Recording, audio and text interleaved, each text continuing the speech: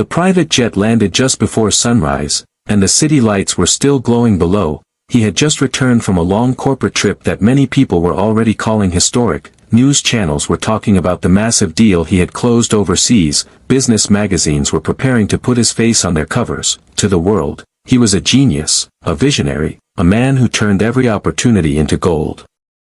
As he stepped out of the jet, his phone was already buzzing with messages. Congratulations poured in from business partners, politicians, and other powerful leaders. His assistant walked beside him, listing upcoming interviews and meetings that were waiting for his approval. Everything about the moment screamed success. He had just secured a contract worth hundreds of millions, expanding his company into new international markets.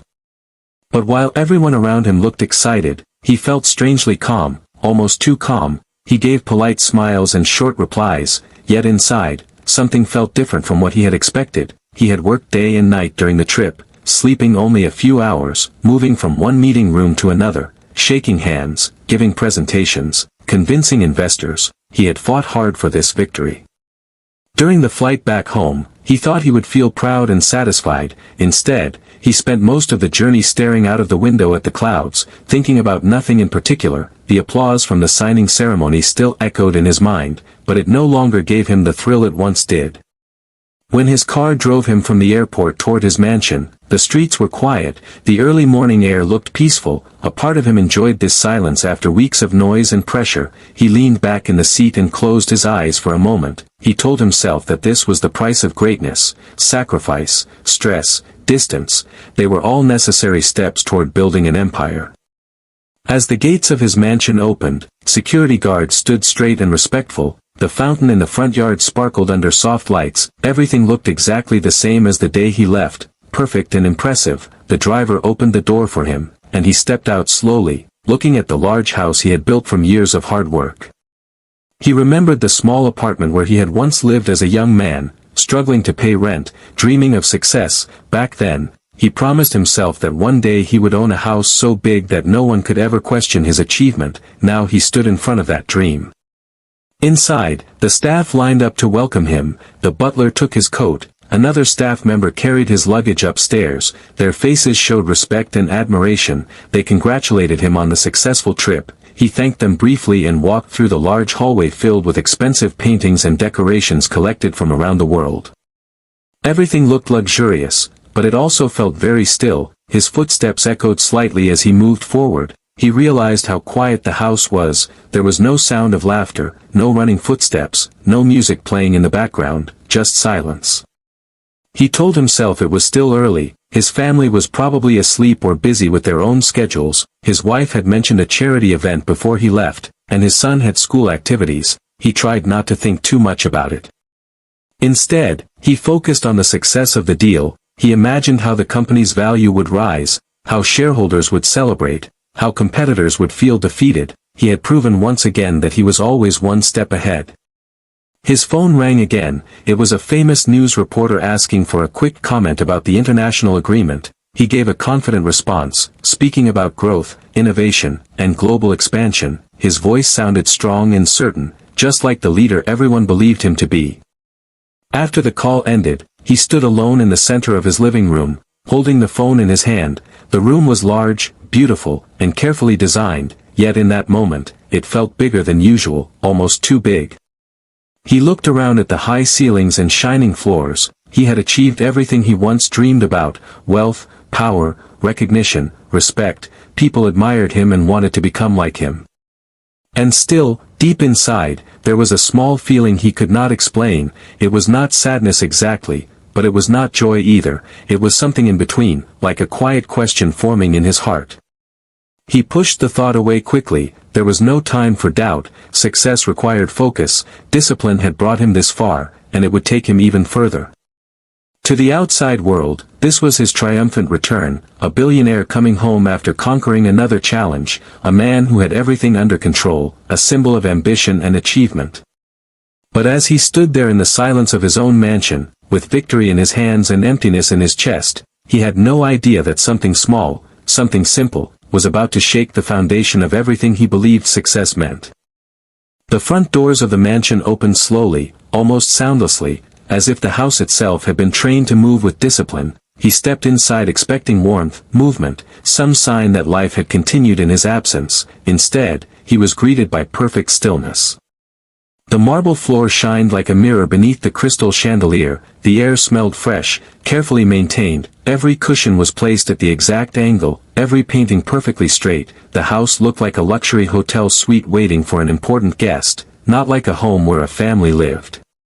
He removed his watch and placed it on the glass table near the entrance. The soft ticking sound echoed louder than it should have. He paused for a second, noticing how even small sounds traveled freely in the silence. "Sir, welcome back," the butler said politely from a distance. He nodded without much expression. "Thank you." His voice sounded calm, controlled, professional, the same tone he used in boardrooms across the world. He walked deeper into the living room, expecting at any moment to hear his son's footsteps running down the stairs, shouting, "Dad, you're back." That used to happen when the boy was younger. No matter how late he arrived, his son would somehow know and come rushing, full of excitement. But today, there was nothing. The large digital clock on the wall showed 6:10 a.m., maybe it was too early, he thought, maybe everyone was still asleep. He looked toward the staircase, waiting for movement, but the upper floor remained quiet. The silence did not feel peaceful anymore, it felt heavy. On the dining table, he noticed something strange. Only one chair had been slightly pulled back, the others were perfectly aligned, as if no one had used them. A single coffee cup sat near the edge, half empty, the dark liquid inside had gone cold. He stared at it for a moment, wondering who had been sitting there alone. The house had always been quiet, but this quiet felt different. Before, it felt organized and calm, now it felt distant. He walked into his study room out of habit. The desk was clean, documents arranged neatly, a fresh stack of business reports had already been placed there for him. His assistant must have coordinated everything even before his arrival. Efficiency had become a rule in his world. He placed his briefcase down but did not open it. His reflection in the large window caught his attention. He looked sharp in his tailored suit, confident and successful, the image of a man who controlled billion-dollar decisions. Yet in the reflection behind him, the room looked empty. He turned away from the window and walked back into the hallway. Something felt missing, something small but important. As he passed the family photo wall, he slowed down. The frames displayed smiling pictures from years ago, beach vacations, birthday parties, school award ceremonies. In many of them, he noticed he was either absent or holding his phone. Even in printed memories, work had followed him. He reached out and adjusted one frame slightly. It showed his son at about 6 years old, holding a handmade card that said, "Best Dad." He remembered that day. He had arrived late to the celebration and left early for a conference call. For the first time since landing, a quiet discomfort settled in his chest. From the kitchen, he heard faint movement, the sound of dishes being placed carefully, controlled and soft. It was not the joyful chaos of family breakfast, it was simply routine work. He stepped inside, expecting to see his wife preparing coffee or reading the news. Instead, only the kitchen staff were present, moving efficiently, respectfully. "Good morning, sir," one of them said gently. "Good morning," he replied, glancing around. "Where is everyone?" "Madam left early for an event preparation," came the answer. "Young master is getting ready for school." He nodded slowly, processing the information. No one had waited downstairs for him, no one had planned a welcome breakfast, no balloons, no simple handwritten note saying, "Welcome home." He told himself he did not need such things. He was not a child, he was a leader, a businessman. Emotions did not build companies, discipline did. But still, something about the empty hallway, the cold coffee cup, and the untouched dining chairs stayed in his mind. The mansion was impressive, powerful, expensive, every wall spoke of wealth and achievement, yet the life inside it felt faint, almost distant, like a beautiful picture without sound. He stood there for a moment longer, listening carefully, hoping to hear laughter from upstairs, hoping for a small voice calling him. Instead, the house remained perfectly silent. And for the first time, the silence did not feel like peace, it felt like a quiet warning he did not yet understand. Maria had learned long ago how to move through the mansion without making a sound. after 15 years of working there, she understood every rhythm of the house, the way the wooden stairs creaked in winter, the exact time sunlight entered the kitchen window, the difference between peaceful silence and painful silence. That morning, she knew the difference. She had been awake since 5, preparing tea and instructing the kitchen staff, but her thoughts were not on the morning routine, they were on him. The master of the house had returned from another important corporate trip, the staff had been informed days in advance, security had tightened, fresh flowers had been placed in the hallway, everything was ready for a grand welcome. Except the family. Maria stood near the corridor when she heard the main doors open. She did not rush forward like the newer staff members, she simply watched. He walked in with the same confident posture she had seen for years, his expensive shoes tapped lightly against the marble floor, his face looked calm, controlled, unreadable. To outsiders, he was the perfect example of success. But Maria noticed the small details others ignored, the slight heaviness in his shoulders, the way his eyes scanned the room for something before settling into indifference. She remembered a different version of him, a younger man who used to return home excited, carrying gifts in both hands, asking loudly, "Where's my champion?" before his son could even reach the stairs. Back then, his laughter filled the house. Now, his returns were quieter, shorter, more formal. Maria's hands tightened slightly around the tray she was holding. She had not planned to say anything. It was not her place to interfere in the life of her employer. Her duty was to clean, to organize, to serve. But over the years, she had become more than just staff. She had watched the little boy grow from a toddler into a thoughtful child. She had listened when he asked innocent questions no one else had time to answer. "Why does Papa always leave at night? Does Papa love meetings more than me?" At first, she had comforted him with hopeful answers. "Your father works hard for you," she would say, "he is building your future." And the boy used to smile and wait by the window whenever his father traveled, counting days on a small calendar, sitting on the staircase during late evenings just to hear the front door open. But last week, something changed. Maria remembered clearly, the boy had been sitting by the large living room window at sunset, the sky outside was orange and beautiful, yet his face looked tired. She brought him a glass of milk and gently asked, "Waiting for someone?" He had shrugged softly, not looking at her. "I don't wait anymore," he said in a quiet voice, "he always comes late, and when he comes, he's busy." The words had stayed with her all week. Now, as she watched the billionaire walk through the hallway that morning, she felt a weight in her chest. She knew he believed he was doing everything for his family. He worked endlessly, expanded his empire, secured their financial future. But Maria had seen something money could not fix. She stepped slightly forward when he passed her, her heart beat faster than usual. It was risky to speak beyond her role. Wealthy men did not always appreciate uncomfortable truths. "Welcome back, sir," she said respectfully.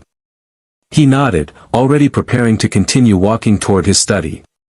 This was the moment, she thought, if she stayed silent now, she might never have the courage again. "Sir," she added gently. He paused, just for a second, and turned slightly. Maria swallowed her hesitation, her voice was calm but steady. "Your son said something while you were away." His expression did not change much, but he gave her his attention. She took a small breath and spoke the sentence that had echoed in her mind for days. "He said he doesn't wait for you anymore." The words were simple, not dramatic, not loud. But as soon as they left her lips, the silence in the hallway felt heavier than ever. Maria lowered her eyes respectfully, unsure of how he would respond. She had done what she felt was right, not as a servant, but as someone who cared about the child she had watched grow. In that quiet corridor, between polished marble walls and expensive artwork, a single honest sentence hung in the air. And for the first time in many years, the powerful man who controlled companies across continents stood completely still, not because of business pressure, but because of a truth he had never stopped long enough to hear. For a moment, he thought he had heard her wrong. The sentence was too simple, too ordinary to carry any real weight, yet it felt as if the air around him had suddenly thickened, making it harder to breathe. "He said he doesn't wait for you anymore." The words repeated in his mind, louder this time. He stared at Maria, expecting her to explain further, to soften it, to correct it, but she remained still, her eyes lowered, her posture respectful yet firm. She had said what she needed to say. He gave a small, almost forced smile, the kind he used in uncomfortable meetings. "Children say many things," he replied calmly, "they don't always mean them." Maria did not argue, she simply nodded once and stepped aside, allowing him space. But the damage was done. He continued walking toward his study, each step slower than before. The hallway that once felt grand now felt narrow, the expensive paintings along the walls suddenly looked meaningless. He entered his office and closed the door behind him, the soft click echoed sharply. He placed his briefcase on the desk but did not open it. His phone buzzed again, messages from investors, board members, reporters asking for comments about the successful corporate deal. He ignored it for the first time in years. Instead, he sat down in his leather chair and stared at the dark screen of his computer. "Doesn't wait for you anymore." The sentence refused to leave him. He tried to reason with himself. He provided everything a child could ever want: the best schools, the best clothes, the safest home, family vacations in 5-star resorts. What more could a son possibly need? But deep inside, another voice answered quietly. Time. He leaned back in his chair and closed his eyes. Suddenly, memories began to surface, moments he had not thought about in years. He remembered his son at age 5, standing at the airport holding a small drawing that said, "Welcome home, Dad." He had been too busy on the phone that day to notice the drawing properly. He had hugged the boy quickly and promised to look at it later. He never did. Another memory followed, his son sitting at the dining table, waiting for dinner, refusing to eat until his father returned from a late meeting. That night, he had arrived past midnight. The child had fallen asleep on the chair, still waiting. At the time, he had smiled proudly, thinking, "My son loves me so much." Now the memory felt different. Was it love, or was it hope slowly turning into disappointment? He opened his eyes and looked around his office. The shelves were filled with awards, trophies, framed certificates, proof of intelligence, hard work, and achievement. Each one represented victory in the world outside. But none of them meant anything inside this quiet room. He stood up abruptly and walked toward the large window. The garden outside looked perfect, carefully maintained like everything else in his life. Sprinklers watered the green grass in neat circles. Everything followed a system. Except emotions. He realized something uncomfortable. In business, if something was failing, he noticed immediately. He studied numbers, analyzed data, corrected mistakes. He never allowed small problems to grow into disasters. But at home, he had not been paying attention. He had assumed love was permanent, automatic, guaranteed. He believed that providing financially was enough to secure emotional loyalty. Yet a small boy had quietly stopped waiting. That was not a small problem. It was a silent loss.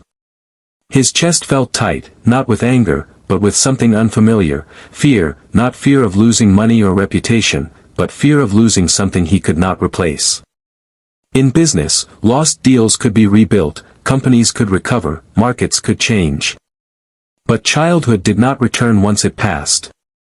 He glanced at the clock on the wall. It was still early. His son would be getting ready for school, probably tying his shoes, packing his bag, preparing for another day without expecting his father to appear.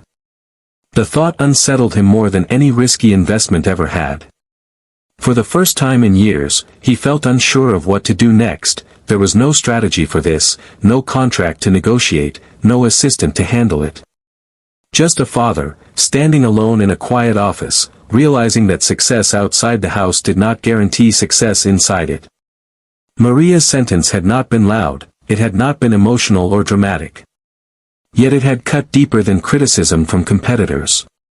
He straightened his jacket slowly, but this time not as a businessman preparing for a meeting. Instead, it felt like a man preparing to face a truth he had avoided for too long. He reached for the door handle, paused briefly, and took a steady breath. Because the next conversation he was about to have would matter more than any deal he had ever signed. He did not go to his son's room immediately. Instead, he walked back down the hallway as if searching for something he had lost years ago. The mansion suddenly felt like a museum of his achievements, beautiful, expensive, but strangely lifeless.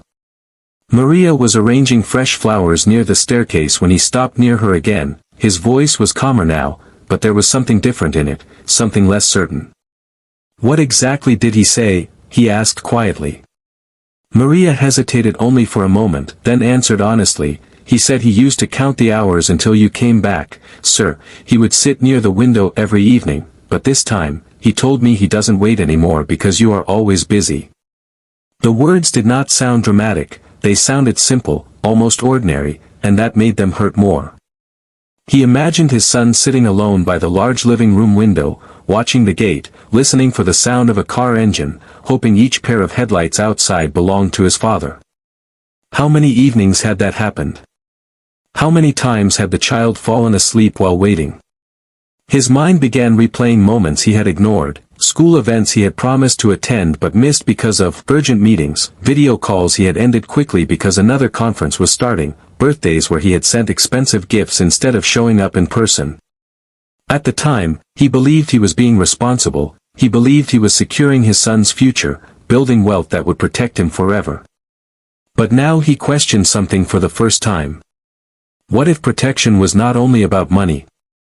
Maria continued gently, "Last week, he didn't sit by the window, sir, he stayed in his room. When I asked if he was waiting for you, he said, 'No, Papa is important, he doesn't have time to wait for me, so I won't wait for him either.'" The sentence felt heavier than the first one. Important. Yes, he was important in the world outside, investors waited for his decisions, employees depended on his leadership, newspapers followed his movements. But in trying to be important everywhere else, had he become unimportant at home? He walked slowly toward the large window in the living room, the same window Maria had described. The curtains were slightly open, allowing morning light to enter softly. He stood there and looked out at the gates, imagining a small figure sitting behind him many evenings, full of hope. He tried to picture the moment that hope disappeared. It would not have happened in one day, it must have faded slowly, like a candle burning quietly until nothing remained. He placed his hand against the cool glass. For the first time, the mansion did not feel like a symbol of success, it felt like evidence of distance. He remembered his own childhood clearly now. His father had also been a hard-working man, always traveling, always promising, "Next time I will stay longer." As a boy, he had waited too, sitting on old wooden steps outside their small house, listening for footsteps that often arrived late. He had promised himself he would never repeat that story. Yet here he was, standing in a far bigger house, making the same mistake in a more luxurious way. The difference was only in scale, not in emotion. A strange realization settled over him. His son was not angry, not shouting, not demanding attention. He had simply adjusted. And that was the most painful part. Children who stop asking are often the ones who have stopped expecting. He straightened his posture slowly, but there was no confidence in the movement this time, only awareness. All his life, he had believed success required sacrifice. He accepted long nights, missed holidays, constant travel as part of the journey. But he had never clearly decided whose sacrifice it would be. Now he understood, it was not only his time he had sacrificed, it was his son's moments, his son's excitement, his son's simple joy of waiting for his father to come home. Money could replace broken furniture, lost deals, even failed companies. But it could not return evenings that had already passed. He turned away from the window slowly, his heart felt heavier than after any business loss he had experienced. Because this loss was silent, invisible, and deeply personal. And for the first time, he realized that the most expensive thing in his life was not his mansion, not his company, not his jet. It was the time he had not given. And that was something no billionaire could ever buy back. He stood outside his son's bedroom door longer than he expected. In business, he had walked confidently into rooms filled with powerful people, he had negotiated contracts worth millions without fear, he had faced aggressive competitors with calm determination. But this wooden door in front of him made his heart beat faster than any boardroom ever had. From inside, he could hear faint movement, the sound of a drawer closing, the soft rustle of a school uniform being adjusted, ordinary sounds, simple sounds. Yet today, they felt important. He raised his hand to knock, then lowered it again. What would he say? How do you start a conversation after years of being physically present but emotionally absent? Finally, he knocked gently. "Come in," a small voice replied, steady and calm. He opened the door slowly. His son was standing near the mirror, adjusting his tie. He looked taller than his father remembered, more mature. His movements were careful, independent. For a brief second, surprise crossed the boy's face. "You're back," he said simply. Not excited, not running forward, just stating a fact. "Yes," the father answered, stepping inside. "I came early this morning." The room was neat, organized. On the study table were schoolbooks arranged carefully. A small photo frame of the two of them from years ago stood near the lamp. He noticed the photo was slightly dusty. "I heard you had a big deal," the boy said politely, still facing the mirror. "Congratulations." The word felt strange coming from a child. "Thank you," the father replied softly. Silence filled the room for a few seconds. It was not angry silence, it was careful silence, like two people unsure of how close they were allowed to stand. The father looked around and noticed something else. Near the window was a small chair, positioned perfectly to see the main gate outside. He swallowed quietly. "Do you still sit there?" he asked, trying to sound casual. The boy followed his gaze and shrugged lightly. "Sometimes." "Sometimes." Not always, not eagerly, just sometimes. The father moved closer and sat on the edge of the bed. For the first time in years, he did not check his phone, he did not look at his watch. He looked only at his son. "I heard something this morning," he began slowly. "Maria told me you said you don't wait for me anymore." The boy paused while buttoning his sleeve. His expression did not change much. "I used to," he answered honestly, "but you're very busy, Dad. I know your work is important." There was no blame in his voice, no anger. And somehow, that hurt more. "I didn't want to bother you," the boy added quietly. "You always look tired when you come back." The father felt a tightness in his chest. His son had been protecting him from disappointment. "I never wanted you to feel like you were bothering me," he said, his voice lower now, more human, less controlled. The boy gave a small smile, polite but distant. "It's okay, I understand." Understand? Since when had a child needed to understand why his father was absent? The father stood up and walked toward the window chair. He touched it gently, imagining all the evenings his son had spent sitting there, waiting, watching, hoping. "I thought I was doing everything for you," he said quietly, still facing the window. "I know," the boy replied. That answer carried both trust and sadness. The father turned around and looked directly at him. "But maybe I forgot something important." The boy tilted his head slightly, curious. "I forgot that being here matters more than being successful somewhere else." The words felt unfamiliar, almost heavy, but honest. For the first time, the boy's eyes softened, not fully excited, but less distant. "Are you going on another trip soon?" he asked carefully. That question revealed everything. The father walked closer and knelt slightly so they were at eye level, something he had not done in a long time. "I can't promise I'll never travel," he said gently, "but I can promise I will not forget you are more important than any meeting." The boy searched his face as if checking whether this was another polite promise or something real.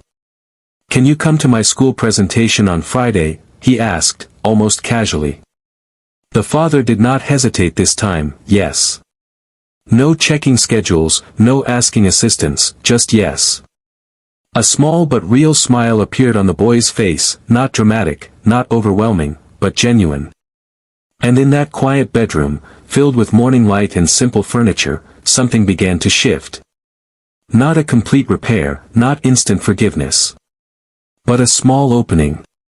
For the first time in years, the billionaire was not negotiating a contract. He was rebuilding trust. And he understood clearly that this was the most important deal of his life. For the first time in years, he did not walk away from the room immediately after his conversation with his son. He stayed, listening to the faint sounds of the morning, the rustle of papers, the soft hum of the refrigerator, the small footsteps of a child preparing for school. He realized that life outside the mansion, the endless meetings, corporate negotiations, and flights across time zones, had been important to him, yes, but life inside this house, these quiet moments, had always been more important to his son. He walked into the kitchen slowly, where Maria was arranging breakfast. The smell of fresh toast and coffee filled the air. Something so ordinary felt extraordinary now. He decided, almost instinctively, to change his routine. For years, he had prioritized work over presence, achievement over attention, deals over dialogue. Now, that balance felt wrong. "Breakfast is ready," Maria said softly, trying not to sound surprised at his presence. He nodded and pulled out a chair, sitting across from his son for the first time in months without distraction, no phone, no watch, no calendar, just two people sharing a meal. His son looked up at him curiously, not expecting this, not fully believing it was real. "I thought we could eat together before school," he said simply. The boy's eyes widened slightly, a small spark of hope returned. They sat in silence for a few moments, passing plates, pouring juice, eating together like a family, something the father had missed more than he realized. He noticed the little things he had never noticed before, how his son stirred his cereal slowly, how carefully he sliced his fruit, how the boy glanced toward the window occasionally, still half expecting his father to leave. "I've been away too much," the father said quietly, breaking the silence. "I thought I was doing this for you, but I realize now that I missed too much." The boy nodded slightly, not fully responding, but the small gesture told him more than words could. After breakfast, he helped his son tie his shoelaces, adjusted the backpack on his shoulders, and walked with him to the front door. Something so simple felt monumental, every step felt like a small victory. As they stepped outside, the fresh morning air felt different. He noticed the sounds of the neighborhood he had ignored before, birds chirping, distant laughter, the faint scent of fresh dew on the grass, life continuing outside the confines of his business empire. He promised himself he would not let these moments slip away again. In the following days, he began adjusting his schedule, declining unnecessary trips, delegating tasks he had previously insisted on handling personally. He realized that some battles could be fought without him, but some moments could never be recovered once lost. He attended school events he had skipped for years, sitting quietly in the back, watching his son present projects, cheer for awards, laugh at small jokes with friends. Every smile his son gave him felt like a reward no stock market could offer. He began spending evenings at home, not as a guest, not as a visitor, but as a father, sharing meals, reading bedtime stories, playing board games, even walking through the garden together, letting the child choose the flowers to water. His son's laughter, once rare and distant, began to fill the house again, small but meaningful, each sound a reminder that presence mattered more than perfection. Maria noticed the change too, watching quietly from a distance. She had spoken the truth when it mattered most, and now she could see its effect unfolding naturally, not forced, not dramatic, but genuine. He reflected on his own life, how he had measured success by wealth, power, and prestige, but the richest moment he had ever experienced had nothing to do with contracts or corporate victories.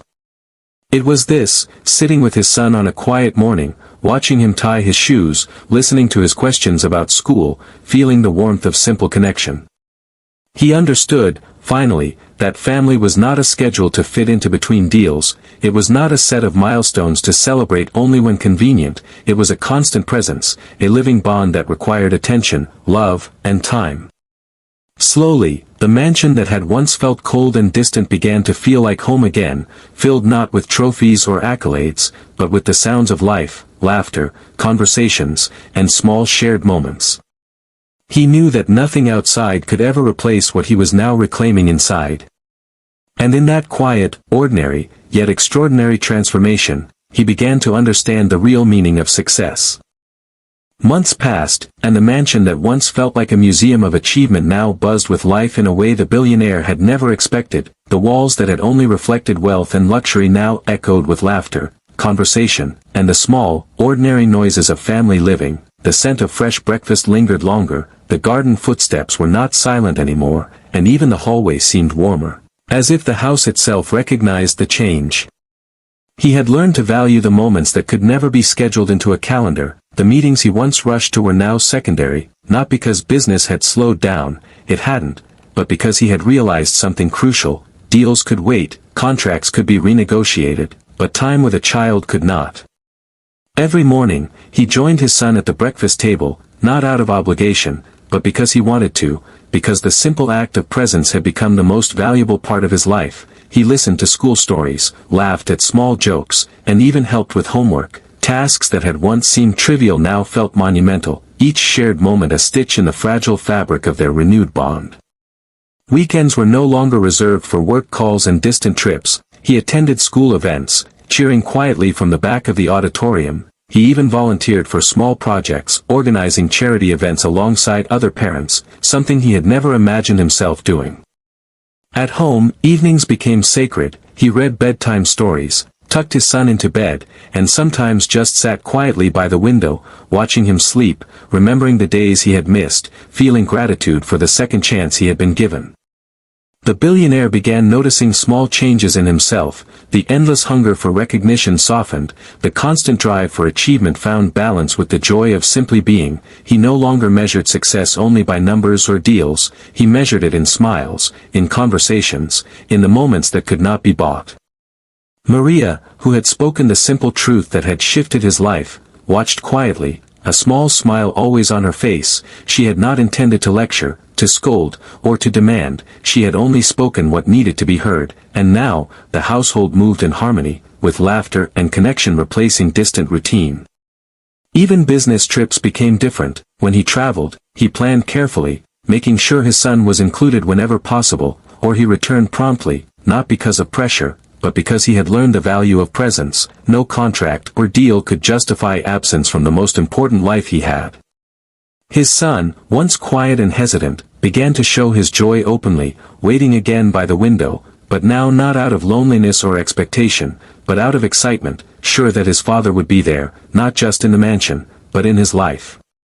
He realized that wealth could build mansions, secure futures, and impress the world, but it could not repair lost time. It could not replace the small moments that shape a child's heart, the hugs, the conversations, the quiet assurances. These were priceless, irreplaceable, essential.